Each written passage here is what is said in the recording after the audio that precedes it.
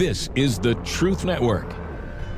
Hidden treasures of the Song of Songs, which is Solomon's.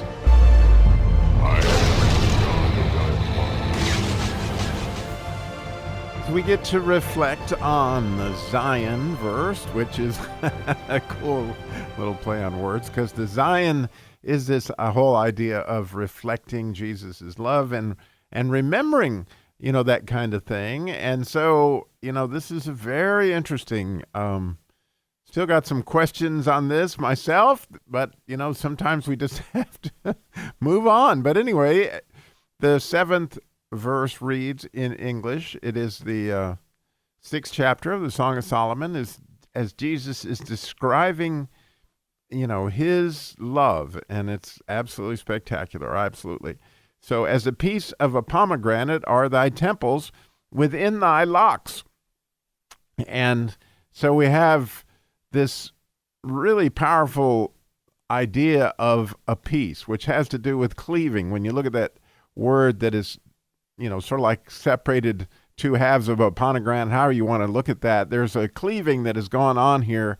And the cleaving that has gone on is done with the letter Pe. And the letter Pe, as you may know, is a picture of like God's face.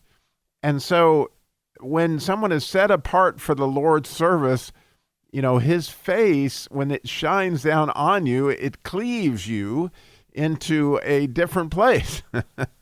and so it's a very, very powerful force, because for some, when God's face shines upon them, obviously they can't take it. It kills them. It vaporizes them. And so, it's an interesting power that's happening here to this pomegranate, that it's being separated by the face of God and set apart for service. And of course, the pomegranate we've talked about before, some people would call it the knowledge fruit because it's full of all these seeds. It's clearly another red fruit. And I don't think we should miss that it's got all these seeds in it, but the fact that it's been separated by the face of God. And so when you think about what's really going on here, is when you have looked full in his wonderful face, when you have looked into God's face, he is going to make you absolutely stunningly beautiful. So beautiful that you have to wear a veil. And so you get the picture, we'd lost our veil in the previous chapter, that here God has taken another look, and as he has, once again, she's given this veil, because there's this idea of what goes on behind the veil is in the secret place. As we talked about actually in the second chapter, in the secret place of the stairs. Let me see thy countenance. You might remember that discussion. Well, the idea, in my opinion, is that when you look into God's face, he shines his light on us. And when he does, he makes us beautiful. And then we reflect him. And so that idea of the Zion is all about our beauty is a reflection of him. But the interesting thing that it is because of him, and nothing that it was just given to us. And so it's almost as if he could only give that to the humble. Like Moses was one of the most humble people, or obviously, and they even says the most humble of all his servants. And so to look into his face like nobody else did requires tremendous humility, because otherwise we think we're special because we're beautiful. And therein lies a challenge. In other words, when you've been given something beautiful by God, when you got to see a special vision, we have a tendency to get puffed up about that, and that leads to destruction, versus, keeping that veiled somewhat, realizing that it was not us that got us there, it was completely God.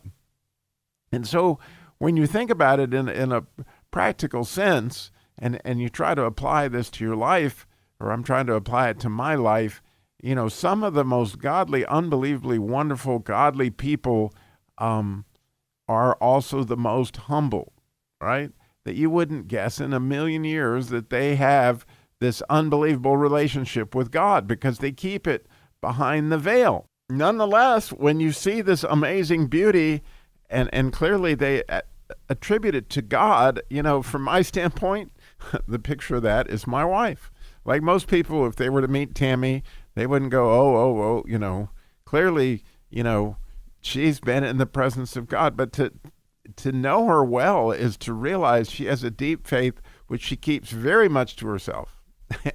And her times with God are very much to herself. And she gives herself little to no credit for any of that.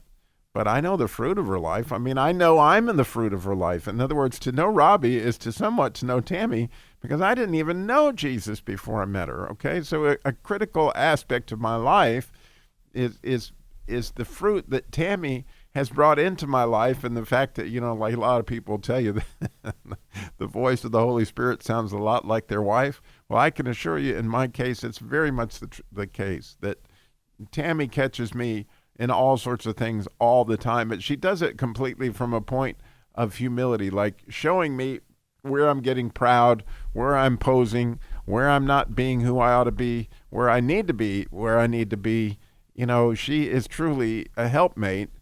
But if you were to look at Tammy's cheekbones, you can see they're absolutely beautiful. She has this amazing smile and this amazing life that I know came from God, and I know comes from her relationship with God, which she has always had this unbelievable faith, from my standpoint, where there just never was any question that God existed and that God was doing these things, and it's always been a beautiful thing. But again, it's well hid behind that veil, and so I think here we have an interesting thing, that there's a veil that's opposed, but then there's a veil that is given to the humble.